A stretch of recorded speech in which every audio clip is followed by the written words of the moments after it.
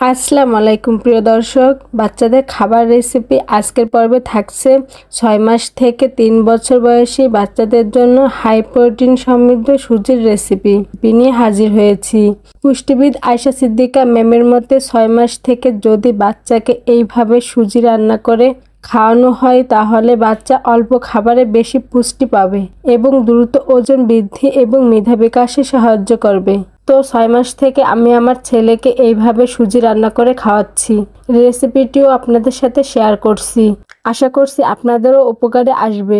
মূল ভিডিওতে যাওয়ার আগে আপনাদের কাছে ছোট্ট একটি রিকোয়েস্ট, আমার ভিডিওটি যদি আপনাদের কাছে ভালো লেগে থাকে প্লিজ একটি লাইক দিবেন এবং বাচ্চাদের নিত্য নতুন রেসিপি পেতে আমার চ্যানেলটি সাবস্ক্রাইব করে পাশে থাকবেন।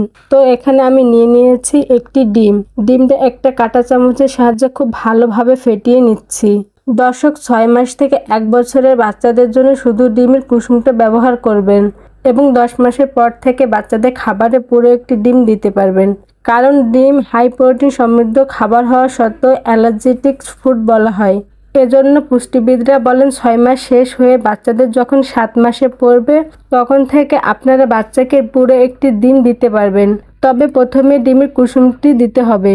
ডিমের কুসুমটি যখন খুব ভালোভাবে হজম করতে পারবে তারপর থেকে অর্থাৎ 9 থেকে 10 মাসের পর এবার চলে যাচ্ছি চুলায় একটা প্যান দিয়ে দিচ্ছি 1 চা চামচ ঘিতে রয়েছে স্বাস্থ্যকর ফ্যাট ও ক্যালোরি বাচ্চাদের ওজন বাড়াতে সাহায্য করে।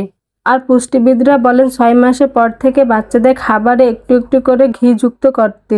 তবে সেক্ষেত্রে ঘি, বাটার, তেল এগুলো পরিবর্তন করে খাওয়ানো উচিত, কারণ প্রতিদিন বাচ্চাদের ঘি খাওয়াতে হবে এমন কিন্তু কোনো কথা নেই।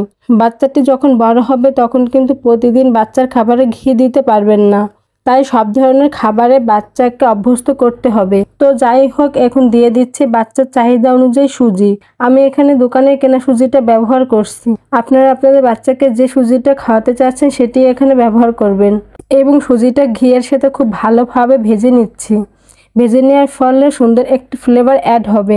এ পর্যায়ে দিয়ে দিচ্ছি পরিমাণ মতো বিশুদ্ধ খাবার পানি দিয়ে খুব ভালোভাবে নেড়েচেড়ে নিচ্ছি। এ পর্যায়ে চুলার আঁচে একদম মিডিয়াম আঁচে রেখে খুব ভালোভাবে নেড়েচেড়ে রান্না করে নিচ্ছি। দর্শক, সুজিটা যখন এরকম ঘনত্ব চলে আসবে এ পর্যায়ে দিয়ে দিব আগে থেকে ফেটিয়ে রাখা ডিম এবং ভালোভাবে নেড়েচেড়ে মিশিয়ে নিচ্ছি।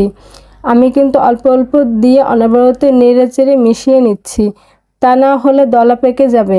এ পর্যায়ে সামান্য পরিমাণ লবণ এবং পরিমাণ মতন চিনি দিয়ে দিচ্ছি। দর্শক, 1 বছরের কম বাচ্চাদের ক্ষেত্রে লবণ এবং চিনি বাদ দিবেন, কারণ 1 বছরের কম বাচ্চাদের কিডনি এবং লিভার অপরিপক্ক অবস্থায় থাকে। তাই পুষ্টিবিদরা বলেন 1 বছরের কম বাচ্চাদের খাবারে লবণ এবং চিনি দিতে নিষেধ করেন। তো যে যেমন লিকুইড রেখে বাচ্চাকে খাওয়াতে চান সে সেভাবে চুলা থেকে নামিয়ে নেবেন। এই তো তৈরি হয়ে গেল বাচ্চাদের জন্য হাই প্রোটিন সমৃদ্ধ সুজির রেসিপি। এইভাবে সুজি রান্না করে বাচ্চাকে সকালে এবং রাতের প্রধান খাবার হিসেবে দিতে পারেন। এই ছিল আমার আজকের আয়োজন। এতক্ষণ আমার পাশে থাকার জন্য সবাইকে ধন্যবাদ। আল্লাহ হাফেজ।